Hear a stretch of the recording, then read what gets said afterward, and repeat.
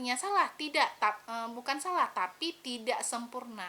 Langkah lebih sempurnanya ketika kita melakukan restitusi itu dari pertama, buat pengakuan dulu bahwa kesalahan itu wajar, kesalahan itu bisa kita terima, bukan hanya kamu yang melakukan. Akan tetapi ya ada penegasan daripada kita, ada validasi tindakan yang salah daripada kita. Kemudian setelah itu baru kita tanya keyakinan apa yang dia yakini dan keyakinan apa yang belum terpenuhi oleh dia. Jadi dari situ dengan kita mengarahkan seperti itu, akhirnya si anak itu akan muncul kesadarannya sendiri.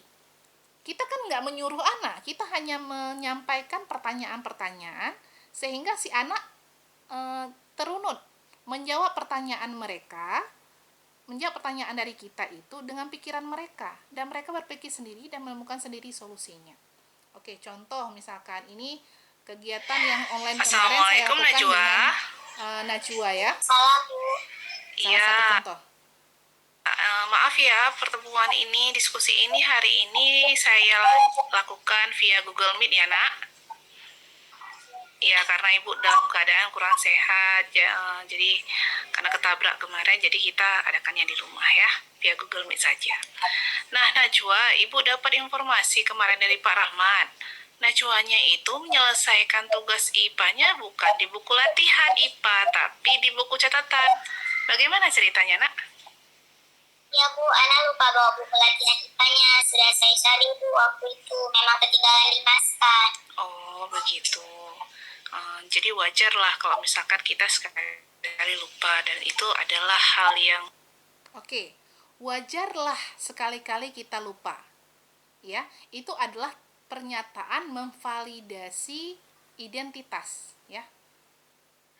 Itu adalah Assalamualaikum, pernyataan Najwa. memvalidasi identitas tadi. Salam Bu. Iya. Sebentar ya, kita lanjutkan. Di buku catatan. Bagaimana ceritanya, nak? Ya Bu, Ana lupa. Iya. Oke. Sebentar ya. Dan itu adalah hal yang manusiawi. Ya. Kira-kira apa alasan daripada Najwa yang tidak ataupun lupa membawa buku latihannya, nak? Ana sering bercerita di maskan dengan teman sampai larut malam Bu. Sehingga perhatikan jadwal pelajaran untuk hari berikutnya. Baru Ana persiapkan paginya Bu sebelum berangkat ke sekolah. Oh, begitu alasannya. Jadi kira-kira keyakinan kelas apa ya sih ya yang kita belum, ya, ataupun yang Najwanya belum tunjukkan kalau misalkan kita bersikap seperti itu? Nah, seperti itu. Jadi membawa atribut sekolah ada dengan lengkap dan tanggung jawab. Kedua validasi, betul. ya. Tepat sekali. Validasi Berarti itu keyakinan kelas yang belum Najwa tunjukkan. Otomatis bagaimana cara kita menyelesaikannya, nak? Nah, itu adalah Ana akan mengurangi bercerita sampai larut malam dengan teman semaskan Bu, dan mempersiapkan buku pelajaran dengan lebih teliti pada malam hari. Iya, tepat sekali. Begitulah cara kita untuk menyelesaikan. Nah, terkait untuk latihan IPA-nya seperti apa kira-kira? Ana mohon izin menulis kembali latihan IPA di buku latihan IPA pada saat istirahat nanti, boleh nggak Bu? Boleh, tentu. Jadi nanti silahkan ditulis kembali buku latihan IPA-nya di buku latihan IPA. Jangan di buku cetar lagi ya. Ya Bu, terima kasih ya Bu. Sekali lagi mohon maaf. Iya, nggak apa-apa. Jadi Ibu hargai usaha Najwa. Jadi nanti kerjakan latihan IPA-nya di buku latihan IPA terus ya, secara mandiri. Ingat, tanpa bantuan orang lain, oke? Baik Bu. Oke, terima kasih. Sekian kita callingnya ya. Ya Bu. Assalamualaikum. Waalaikumsalam. Oke Bapak Ibu, itu salah satu ilustrasi ya terkait bagaimana kita melakukan restitusi. Jadi ada terjadi kita fasilitasi bagaimana memvalidkan identitas perubahan identitas tadi. Kemudian yang kedua adalah memvalidkan yang salah ya, tindakan yang salah. Yang ketiga adalah menanyakan keyakinan. Jadi 3 hal tadi itu yang memang kita perlu lakukan. Jadi sempurna kalau kita sudah melakukan ketiga tahap tadi. Kalau kita selama ini kan kita lakukan tahap kedua dan tahap ketiga saja. Alangkah lebih sempurnanya kita melakukan juga tahap ketiga. Ada pengakuan bahwa itu wajar, manusiawi gitu. Bukan hanya kamu yang salah. Artinya kita ada berpihak kepada mereka. Akan tetapi ada rasa berpihak, ada rasa pemahaman terhadap mereka, tetapi kita juga bisa mengajukan pertanyaan atau pernyataan supaya mereka itu termotivasi agar identitas mereka itu dari yang gagal, artinya yang salah, menjadi benar alias sukses ya. Nah, kita lanjutkan, yang terakhir adalah disiplin positif, di mana di sini semuanya disiplin positif itu terjadi apabila ya kita paham tentang bagaimana teori pengontrolan, kita paham bagaimana motivasi perilaku, kita paham bagaimana posisi kontrol kita ya, kita paham bagaimana kebutuhan dasar manusia. Jadi kalau kita sudah paham keempat daripada konsep tersebut, konsep ini, berarti otomatis insya Allah disiplin positif itu bisa kita laksanakan di SMP IT Darul Muta'alimin khususnya, ataupun di Daya Darul Muta'alimin secara level khusus juga, ataupun di dunia pendidikan secara umumnya ya. Demikian pemaparan saya pada hari ini. Ayo kita terapkan ya disiplin positif di sekolah kita secara bersama-sama. Nah, seperti kata saya tadi bahwa disiplin positif itu apabila sudah terjadi pembiasaan, maka akan menjadi budaya positif gitu. Misalkan sekarang cuma mungkin yang melakukan restitusi, mungkin baru saya yang mencobanya, akan lebih baik apabila misalkan Bapak Ibu semua juga mengikuti. Bukan hal yang sulit Bapak Ibu, artinya adalah setiap segala sesuatu itu memang butuh perubahan. Kalau misalkan ada yang positif ya kenapa tidak kita ikuti begitu. Ya, sesuai dengan teori pertama adalah teori kita pertama tadi adalah kita berarti mengubah paradigma belajar kita ya, paradigma berpikir kita, di mana yang sebelumnya mungkin berpihaknya kepada siapa, akhirnya kita sekarang berpihak kepada siswa, jadi lebih mementingkan siswa. Bukan artinya kita menghamba, tidak gitu ya, artinya adalah cuma kita aja memberikan mereka, fokus kita kepada mereka seperti itu. Cuma mungkin dengan adanya pemahaman terhadap teori-teori seperti teori motivasi, teori kebutuhan, teori posisi kontrol, dan teori makna disiplin, membuat kita semakin paham bagaimana posisi si anak, sehingga kita bisa menanggulangi setiap permasalahan yang memang mereka lakukan, ataupun tingkah laku dari mereka itu akhirnya kita lebih paham seperti apa. Oh, misalkan ada yang tidak mengerjakan PR, misalkan malas dia mengerjakan PR, rupanya dia tidak merasa tertantang, kebutuhannya nggak terpenuhi, bisa jadi gitu. Jadi hal-hal seperti itu memang perlu kita kita pahami, sehingga kita ketika memang anak melakukan suatu kesalahan itu nggak menjadi judging kita, nggak jadi penghukum kita, begitu tujuannya. Oke, sekian pemaparan saya hari ini. Mungkin ada dari Bapak Ibu ada yang mau didiskusikan, bisa kita didiskusikan. Silakan Bu Ayu, mungkin ada teman-teman ibu guru yang lainnya ingin berdiskusi, ataupun kita saling sharing di sini. Ada kepala sekolah, ada bagian kepengasuhan di sini. Ya, ada bagian pengasuhan juga di sini. Baik, Bapak Ibu semuanya, jika ada pertanyaan atau mau berdiskusi atau memang mau memberikan Tanggapan juga boleh. Tanggapan boleh diberikan kepada Ibu narasumber kita hari ini. Kita boleh dipersilahkan. Apa ada?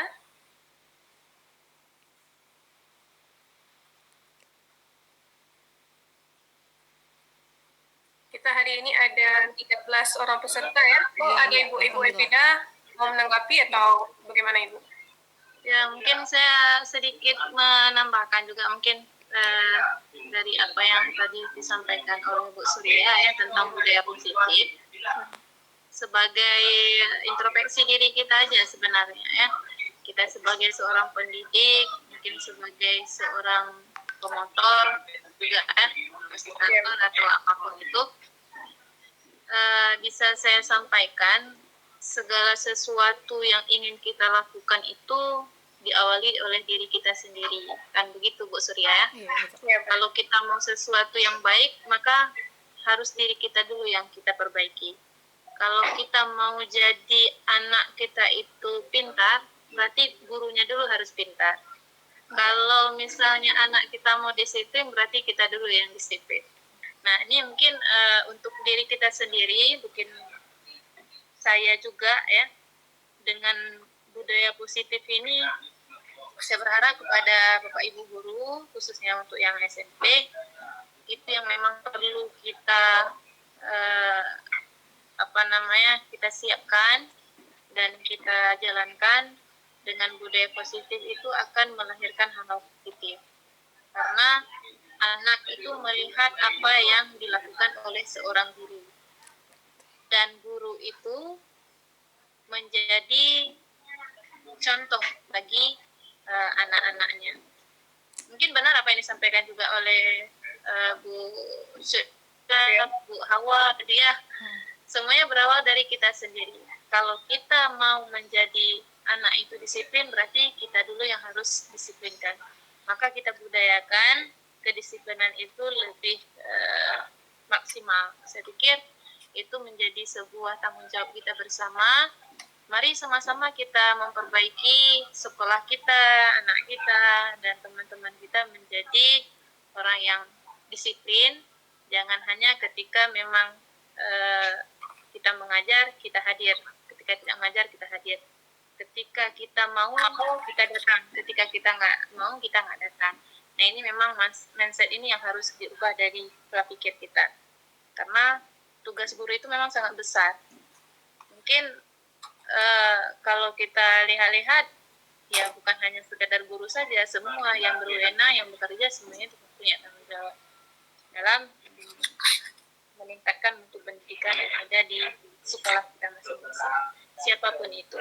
Mudah-mudahan untuk ke depan nih, dengan adanya daring budaya positif ini, kita menjadi orang yang lebih positif disiplinnya. Insya Allah mudah-mudahan ke depan ya semua berawal dari kita. Innamal amalu binniyat saja. Saya rasa itu saja yang bisa saya sampaikan. Terima kasih Bu Surya dan kawan-kawan yang lainnya. Itu Bu Rizky, ada Bu Rizky, Bu Hawa, ada raise hand. Ibu Hawa sudah mengaktifkan kameranya. Sepertinya ada yang mau Ditanggapi didiskusikan. mungkin ya. Mikrofonnya Bu Hawa. Oke ya. Ya. Begini yang saya mungkin ingin bertanya ya kan, mungkin sekalian sharing ya kan dengan narasumber, kepala sekolah dan teman-teman yang lainnya. Pertanyaan saya ya kan, perlukah diberikan sanksi tegas atau hukuman agar disiplin positif tersebut dapat kita terapkan dan berjalan di sekolah kita khususnya? Nah, mungkin itu saja. Terima kasih.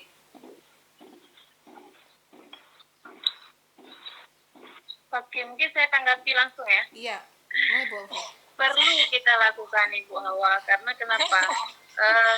Setiap ada pelanggaran pasti adanya hukuman. Ketika pelanggaran tidak dilakukan hukuman, maka tidak akan berjalan sebuah lembaga. Kita khususkan dulu untuk anak-anak dulu ya. Karena emang kalau anak emang ini yang pertama untuk anak. Sebenarnya ini bukan untuk anak dulu, untuk guru dulu nih. Sang guru. Nah, kembali kepada diri kita. Kalau misalnya guru yang melanggar, siap nggak kita untuk menerima hukuman itu? Nah, itu yang perlu disepakati bersama. Karena kalau di sekolah kita buat aturan yang sudah kita lakukan, contohnya saja kalau misalnya di sekolah, kalau ini yang masuk yang tidak disiplin, yang tidak ini kan potong gaji misalnya. Habis itu nggak kita berikan terlambat gaji, itu salah satu sanksi. Atau hal-hal yang lainnya. Memang perlu dilakukan itu supaya untuk mendisiplinkan. Kalau untuk anak juga begitu. Ketika memang tidak disiplin, perlu kita lakukan sanksi yang tegas. Perlu. Dengan sanksi itu untuk kedepannya anak-anak tidak berani lagi untuk melanggar aturan yang sudah dibuat. Berarti dia disiplin. Nah, selama ini yang kita lakukan mungkin agak longgar ya untuk sanksinya, karena takut, kasihan. Kedepannya perlu kita evaluasi ulang. Memang sudah kita sampaikan, jika memang ada yang melakukan pelanggaran, tetap harus kita berikan sanksi. Tapi sanksi yang dimaksud di sini adalah sanksi yang mendidik, yang menjadi efek jerahnya supaya tidak bisa diulang kembali ke depan. Ya, itu tidak mengenai menjadi bumerang ke depan. Contohnya kalau anak terlambat, itu bisa kita berikan sanksi untuk kutip sampah misalnya. Itu kan salah satu sanksi yang harus kita lakukan. Itu hal yang kecil kita bilang. Kalau yang besar lagi nanti ya, kalau misalnya sering nggak masuk, apa kita berikan sanksi. Diri di lapangan belajar, diri di lapangan terik matahari tapi sambil belajar, itu juga sebagai sanksi. Selain berikan sanksi kan dapat ilmu bagi dia sendiri. Jadi bukan hanya sekedar memberikan sanksi tanpa ada pengetahuannya di situ. Saya rasa seperti itu menurut saya. Mungkin sama Bu Surya, materi yang sudah banyak mengetahui tentang budaya positif, bisa berbagi dengan kita semua. Iya Bu, terkait seperti itu mungkin selama ini kita kan berprasangka bahwa hal itu bisa kita lakukan gitu Bu kan. Tapi ada hal yang kadang-kadang memang seperti posisi kontrol ini Bu. Jadi di sini ada terjadi kalau misalkan kita lakukan tipenya penghukum seperti ini gitu ya. Memang dia akan terjadi penguatan. Kita kan melakukan misalkan dengan kita memberikan hukuman itu kan penguatan positif namanya yang bisa mendisiplinkan mereka. Tapi sifatnya itu mereka akhirnya terbentuknya motivasi ekstrinsik. Selama ada kita, berarti mereka akan melakukan selama ada kita aja gitu. Mereka akan disiplin. Nggak ada kita, berarti nggak ada pengawasan, berarti otomatis mereka nggak timbul rasa melanggar, rasa untuk melakukan pelanggaran itu timbul apabila kita tidak ada gitu. Jadi teori-teori yang di sini yang saya pelajari selama pendidikan ini bahwa posisi penghukum, pembuat rasa bersalah, teman dengan pengontrol itu hanya membuat motivasinya bersifat eksternal dari siswa gitu ya. Memang secara garis besarnya memang dominan daripada sekolah-sekolah ataupun daya itu dominan itu melakukannya gitu. Tapi memang butuh waktu yang banyak, butuh proses yang banyak supaya kita bisa membangkitkan motivasi intrinsik. Jadi kan karena kan gini, di daya kita itu kan beragam orangnya, mulai dari guru, pihak warga sekolah, warga daya. Jadi untuk melakukan posisi kontrol sebagai manajer itu nggak mudah, saya bilang. Mungkin satu orang mungkin lihai untuk melakukannya. Misalkan untuk di awal pertama mungkin karena saya udah mendapatkan cakupan materi dan juga pengalamannya, mungkin saya melakukannya lebih lihai mungkin dibandingkan dengan kawan yang lain karena udah duluan mendapatkan informasinya ataupun itu. Tapi kalau misalkan itu kan perlu waktu dia untuk menjadikan kita sebagai manajer. Nah, manajer itu menyelesaikan permasalahan itu butuh waktu juga. Jadi memang kita perlu kerjasama keseluruhan pihak supaya kita bisa menjalankan sebagai manajer. Memang ada hal-hal tertentu yang memang harus dilakukan penghukuman. Ketika ada terjadi pelanggaran yang sifatnya itu memang yang sudah fatal. Seperti yang memang setiap instansi kan punya peraturannya sendiri seperti apa. Nah, jadi tujuan kita itu membuat budaya positif itu dengan cara memunculkan motivasi intrinsik itu dengan cara pertama adalah membuat keyakinan kelas dulu. Jadi keyakinan kelas yang sudah ada yang kita ciptakan itu bukan dari kita, bukan kita yang mengatur, tapi anak-anak sendiri dulu yang menyatakan dulu, yang menyampaikan apa kira-kira yang mereka yakini, yang mereka mampu buat. Memang kadang-kadang keyakinan kelas itu tidak akan menggambarkan aturan yang besar terhadap sekolahnya, enggak gitu. Akan tetapi paling tidak ya kita sebagai guru berusaha untuk mengambil posisi manajer ketika kita melakukan restitusi kepada siswa. Itu tujuannya supaya anak-anak itu muncul motivasi intrinsik. Jadi tergantung daripada permasalahan siswa juga. Misalkan permasalahan siswa seperti yang saya sudah konsulkan tadi, seperti dengan Najwa, berarti terkait tugas. Ya kenapa enggak kita buat restitusinya dengan kita sebagai posisi manajer, sehingga mereka itu muncul kesadaran dari diri mereka sendiri. Jadi dianggap bahwa kalau kesadaran dari mereka diri sendiri yang muncul, maka mereka tidak akan melakukan untuk kedepannya lagi. Ada terjadi pergeseran identitas dari identitas gagal menjadi identitas sukses. Begitu Bu Evi. Jadi kalau menurut saya sih kita mulai sekarang untuk kita supaya mengambil posisi manajer dengan semampu yang bisa kita lakukan terhadap masalah yang memang bisa kita lakukan.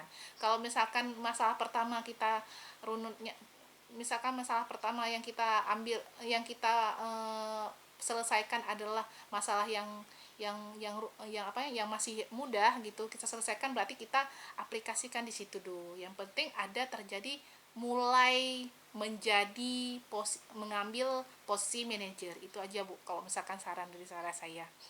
Jadi kita hindari hukuman, kita fokuskan ke manajer dengan semampu yang bisa kita lakukan. Begitu kalau menurut saya Bu Hawa, seperti itu Bu Hawa. Oke. Berarti ini ya, memang tahap awal itu mungkin kita bisa sedikit merubah sistem, merubah cara, bukan dengan serta-merta hukuman itu dihentikan, tapi tahap awalnya coba buat kesepakatan dulu dengan siswa, gitu ya Ibu Surya ya, ya kan, bagaimana kita memposisikan diri kita sebagai manajer. Manajer dalam artian bukan pengatur ya, ya kan, tapi yang bisa yang seperti tadi Bu Surya paparkan ya kan, karena kalau sekedar memberikan hukuman kayak yang Bu Surya bilang tadi juga kan, kalau kita lihat kenyataannya ya kan, misalnya contoh di sekolah kita aja ya kan, sekali dua kali dikasih tahu tidak diindahkan, maka hukuman itu pasti berlaku. Setelah diberikan hukuman, ya kan, mungkin agak reda, seminggu, 2 minggu, tapi tidak tertutup kemungkinan anak-anak akan melakukan kesalahan yang sama, ya kan? Ya, betul. Nah, tapi memang ya namanya kita sebagai guru, ya kan, memang harus nyinyir ya, harus sering-sering mengingatkan, ya kan, harus diulang-ulangi lagi, ya kan? Nah, tapi ya mungkin ya saya pribadi juga mungkin akan coba menerapkan apa hasil pemaparan hari ini ya kan, untuk kedepannya, untuk semester selanjutnya ya. Karena semester ini udah berakhir ya Bu Hawa ya. Iya, Kita usahakan selesai, mengambil posisi ya kan? sebagai manajer. Dengan tidak gitu kan, kita punya aturan juga, aturan ada konsekuensinya yang udah kita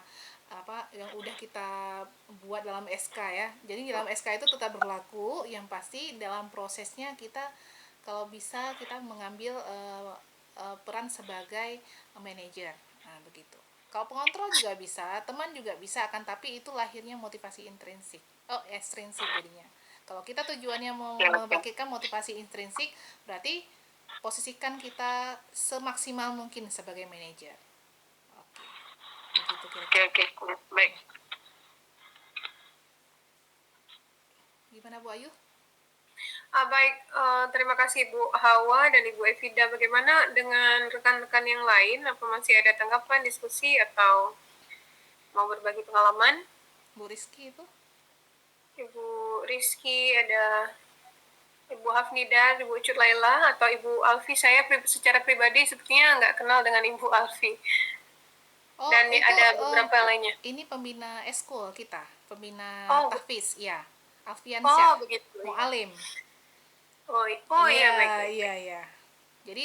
Jadi beberapa pembina-pembina eskul juga kita libatkan di sini. Jadi seluruh aspek warga sekolah, jadi mendengarkan pemaparan ini. Jadi kita bukan hanya dari segi kita guru sekolah saja, jadi guru eskul juga nanti ada motivasi dari mereka begitu. Ya, jadi tiap elemen dari sekolah kita Iya, bergabung, betul. baik Iya. dari daya dan Iya. sekolah. Bagaimana dengan ibu-ibu dan bapak-bapak lainnya? Apa ada tanggapan, mau berbagi atau berdiskusi? Silakan, masih kita berikan kesempatan. Oke, nggak ada lagi berarti. Sepertinya sudah tidak ada. Bagaimana Ibu Surya? Apa ada kata penutup atau Ibu Evida? Atau langsung kita tutup? Bagaimana? Oke, berarti kata penutupnya hanya satu seperti yang saya sebutkan tadi, bahwa ayo kita terapkan disiplin positif di sekolah kita secara bersama-sama. Ada dijemur kan? Tanpa bersama berarti kita tidak ada gunanya. Sekian, terima kasih atas partisipasi daripada guru-guru semua, guru pembina dan guru, juga ada guru dari sekolah yang lain. Terima kasih atas partisipasinya. Terima kasih juga atas kesempatannya. Mudah-mudahan ada manfaatnya.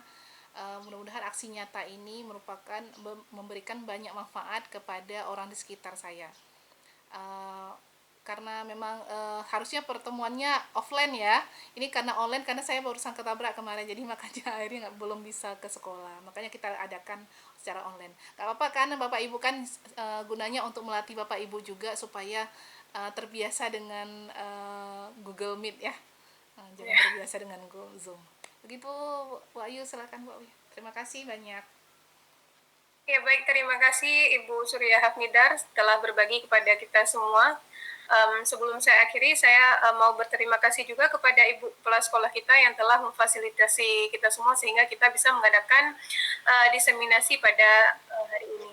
Kemudian saya juga berterima kasih kepada seluruh rekan-rekan semuanya yang sudah hadir pada diseminasi ini, baik yang masih ada di dalam room kita ini, baik ataupun yang sudah mungkin left duluan karena ada beberapa hal yang memang harus dilakukan.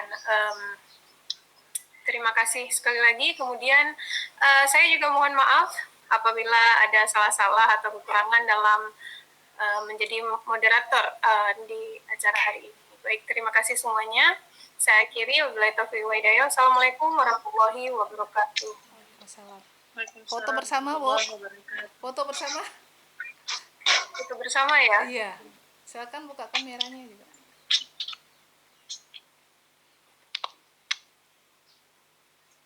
Bapak Ibu yang ada ini silakan buka kameranya biar kita foto.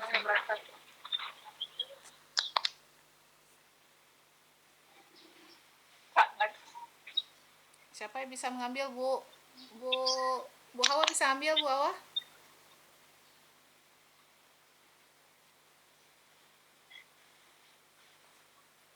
Buka kamera semua. Dia bisa ambil. Bu Ayu bisa ambil? Oh, di apa, screenshot aja atau Iya, gimana? di screenshot aja semuanya. Screenshot aja. Oke, boleh. 1, 2, 3. Satu lagi, sekali lagi. 1, 2, 3.